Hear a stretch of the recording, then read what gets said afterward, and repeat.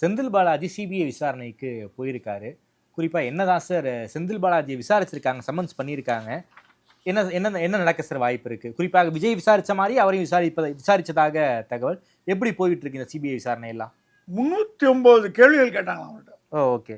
309 எல்லாம் சுத்தி சுத்தி செப்பல் அடிச்சது, இல்லை அந்த வண்டி டிலே.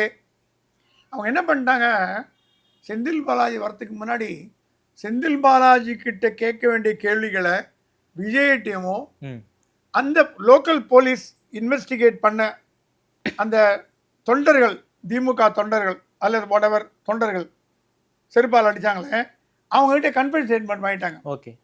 அந்த ஸ்டேட்மெண்ட்டை செந்தில் பாலாஜி மட்டும் தூக்கி போட்டாங்களாம். இவங்கெல்லாம் இப்படி சொல்கிறாங்க, நீங்கள் என்ன சொல்கிறீங்க?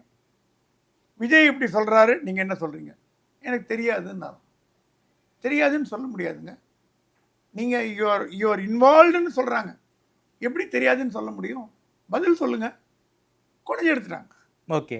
அதுக்கு ஆதாரத்தை அவங்க தான் சார் ஆதாரத்தை கொடுத்துட்டாங்க. செந்தில் பாலாஜி மூஞ்சி வெளியே போச்சான். ஒரு தமிழ் ஆஃபீஸர் சொன்னார். இது என்னன்னு அவங்க என்ன சொல்கிறாங்களாம், ஃபோட்டோவே எடுத்து காமிச்சாங்களாம். அவங்க சிபிஐ எல்லாம் கரெக்ட் பண்ணிடுச்சு. நம்ம நினச்சோம் சிபிஐ விஜய் மேலே பாயுன்னு. இப்போ திசை திரும்பி வந்துடுச்சு.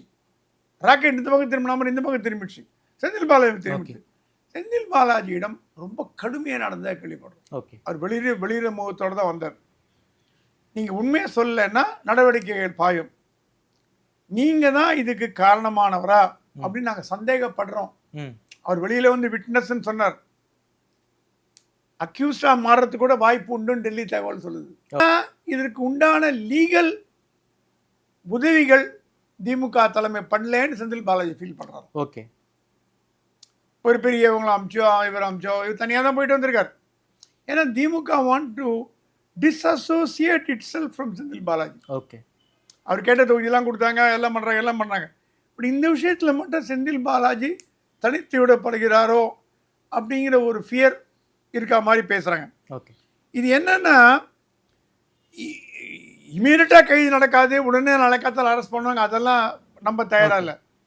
பட் அவர் சிக்க வைக்கிறதுக்கான நடவடிக்கைகள் எடுப்பாங்களோ அப்படிங்கிற ஒரு பயம் திமுகவில் இருக்கு.